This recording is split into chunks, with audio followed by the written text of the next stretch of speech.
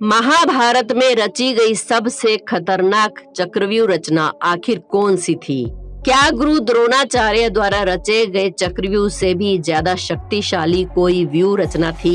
महाभारत संस्कृत भाषा में लिखा गया सबसे लंबा काव्य ग्रंथ है, जिसकी पूरी कथा कौरवों और पांडवों पर आधारित है। इस युद्ध की कई नीतियां थी जिनके आधार पर युद्ध लड़ा गया था। चक्रव्यूह के बारे में भी आपने सुना होगा। चक्रव्यूह गुरु द्रोणाचार्य द्वारा रचा गया एक इतिहास का बेजोड़ नमूना था।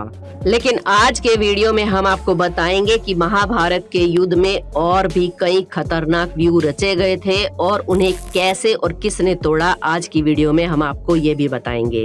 इसी तरह की इंटरेस्टिंग और नॉलेजेबल वीडियो देखते रहने के लिए हमारे चैनल अनोखी दुनिया को सब्सक्राइब कर लें और बेल आइकन को प्रेस करना बिल्कुल ना भूलें। जल्दी से कमेंट्स में जय श्री कृष्णा लिख दें। द्रोणाचार्य ने इस चक्रव्यूह की रचना युधिष्ठिर के लिए की थी, लेकिन इसमें वध हुआ अर्जुन के पुत्र अभिमन्यु का। महाभारत के युद्ध में सिर्फ चक्रव्यूह की ही रचना नहीं हुई थी, बल्कि ऐसे कई सारे शक्तिशाली व्यूह रचे गए थे जिससे सामने वाला पक्ष उस व्यूह को भेद ना पाए। व्यूह का अर्थ है युद्ध के लिए सैनिकों का एक विशेष क्रम में खड़ा होना। व्यूह रचना हर युद्ध की एक विशेष रणनीति होती है। व्यूह में ध्यान रखा जाता है कि किस मुख्य स्थान पर कौन कौन से सेना नायक खड़े हैं और कौन सी सेना कहां से संचालन करेगी। युद्ध के दौरान हर सेनापति अपने अनुसार व्यूह का निर्माण करता था, ताकि सामने वाला सैनिक किसी तरह उस व्यूह में फंस जाए और उसका वध किया जा सके। तो चलिए जानते हैं चक्रव्यूह के अलावा और कौन कौन से व्यूह थे, जिनमें सबसे पहला है इंद्र का वज्र व्यूह। ये व्यूह देखने में बिल्कुल इंद्रदेव के वज्र जैसा था, इसीलिए इसे इंद्र वज्र का नाम दिया गया। चारों तरफ से सैनिकों से घिरे होने के कारण इस युद्ध के अंदर योद्धाओं की स्थिति के बारे में कभी भी ठीक से पता नहीं चल पाता था, लेकिन कहते हैं कि सभी व्यूह रचना में ये सबसे शक्तिशाली व्यूह रचना थी। अगला है गुरुड़ चक्रव्यूह। गुरुड़ चक्रव्यूह की रचना द्रोणाचार्य ने भीष्म पितामह के निर्देशन में की थी। जिस तरह गुरुड़ की ताकत उसके मुंह और नेत्रों में होती है, वैसे ही इस चक्रव्यूह की रचना भी की गई थी। भीष्म पितामह इस चक्रव्यूह के सबसे आगे खड़े थे। गुरुड़ के नेत्रों के स्थान पर द्रोण और कृतवर्मा थे और ठीक उनके पीछे अश्वत्थामा और कृपाचार्य थे। गुरुड़ पक्षी की गर्दन के स्थान पर दुर्योधन अपने भाइयों के साथ था और उसके पेट के स्थान पर बाकी योद्धा गुरुड़ व्यूह में पीछे उसके पंखों के स्थान पर थे।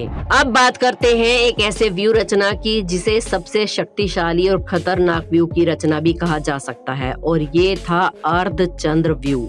जब मकर चक्रव्यूह अपने वेग से आगे बढ़ रहा था, तो अर्जुन के आदेशानुसार अर्धचंद्र व्यूह का निर्माण किया गया ताकि उस चक्रव्यूह को काटा जा सके। अब आप सोच रहे होंगे कि ये मगर चक्रव्यूह क्या है। इस व्यूह के अग्रभाग और पिछले भाग में सबसे शक्तिशाली योद्धा खड़े होते हैं और इसको आगे से और पीछे से सबसे शक्तिशाली बनाया जाता है। इस व्यूह को खत्म करने के लिए और इसको काटने के लिए ही अर्जुन ने अर्धचंद्र जैसे शक्तिशाली व्यूह की रचना का निर्माण किया था, जिसने मगर व्यूह की रचना को अपने अंदर समा लिया और उसके बाद सभी योद्धाओं को घेरकर मारने लगे। तो कह सकते हैं कि अर्धचंद्र व्यूह की रचना शक्तिशाली व्यूह रचना में से एक थी। अब बात करते हैं द्रोणाचार्य के चक्रव्यूह की, जिसकी सबसे ज्यादा महाभारत में चर्चा की गई है। ये तो हम आपको पहले ही बता चुके हैं कि इस व्यूह की रचना द्रोणाचार्य जी ने युधिष्ठिर को बंदी बनाने के लिए की थी। उन्होंने युद्ध की रणनीति तैयार करते हुए सभी योद्धाओं से कहा कि आज मैं उस व्यूह का निर्माण करूंगा जिसे देवता भी नहीं तोड़ सकते, परंतु आप लोग किसी उपाय से अर्जुन को यहाँ से दूर कर दो, क्योंकि सिर्फ एक अर्जुन ही है जो इस चक्रव्यूह को तोड़ने की क्षमता रखता है। ये चक्रव्यूह ऊपर से देखने में चक्र की भांति दिखाई देता था, इसीलिए इसका नाम चक्रव्यूह रखा गया। इसके हर एक द्वार की रक्षा एक महारथी योद्धा करता था। इस व्यूह को समझ पाना एक पहेली को सुलझाने के समान था। व्यूह को एक घूमते हुए चक्र के आकार में बनाया गया था। व्यूह लगातार घूमता हुआ आगे बढ़ता था। जैसे जैसे चक्रव्यूह का हर स्तर बढ़ता जाता था, वैसे वैसे योद्धाओं की क्षमता भी बढ़ती जाती थी।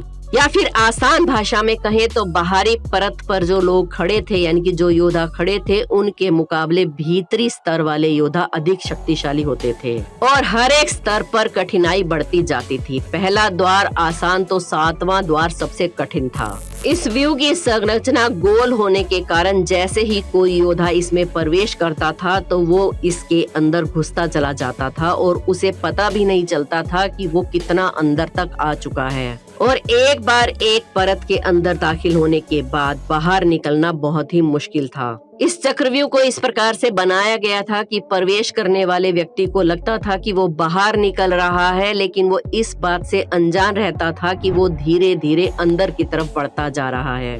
बाहर वाली परतों को इसलिए कमजोर रखा जाता था ताकि दुश्मन सेना का योद्धा बाहर वाले सैनिकों को मारकर आसानी से व्यू के अंदर प्रवेश कर जाए। उसके बाद जो दूसरी परत होती थी, उसके योद्धाओं से उसे लड़ना होता था। वो वहां पर थक कर और घायल हो जाता था और अंत में अगर वो चक्रव्यूह के केंद्र तक पहुंच भी जाता तो उसका सामना शत्रु सेना के सबसे भीषण योद्धा से होता था। इस व्यू की एक विशेषता और भी थी। जब कोई योद्धा इस व्यू के सामने पहुंचता तो वहां एक हिस्सा उसे खुला मिलता था। वो उस खुले हिस्से में आसानी से प्रवेश कर जाता। उसे इस बात का अंदाजा भी नहीं होता था कि व्यू के गोल गोल घूमने के कारण वो अंदर की ओर बढ़ता जा रहा है। 2 से 3 कतारों को लांघता हुआ वो आगे बढ़ता रहता था, लेकिन उसे ये पता नहीं चलता था कि उसके पीछे के सारे रास्ते बंद होते जा रहे हैं। इस तरह वो व्यू की सारी परतों को तोड़ता हुआ लांघता हुआ आगे बढ़ जाता था और केंद्र में पहुंचकर उसे पता चलता था कि वो सारे योद्धाओं के द्वारा घेरा जा चुका है। महाभारत के इस चक्रव्यूह को तोड़ने का ज्ञान केवल भगवान श्री कृष्ण, अर्जुन, प्रद्युम्न और अभिमन्यु को ही था।